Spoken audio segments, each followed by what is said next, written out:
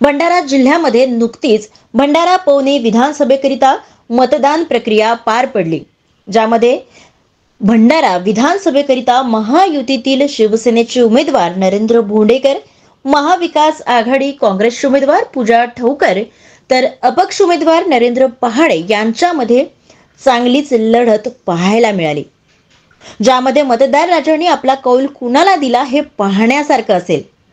तर विधानसभेमध्ये चांगलीच तिहेरी लढत पाहायला मिळाली असली तरी एक्झिट पोलनुसार नरेंद्र भोंडेकर हे विजय होत असल्याचे चित्र दिसत असले तरी काँग्रेसचे उमेदवार पूजा ठवकर व महायुतीतील शिवसेनेचे उमेदवार नरेंद्र भोंडेकर यांच्यामध्ये चांगलीच लढत दिसून येत आहे.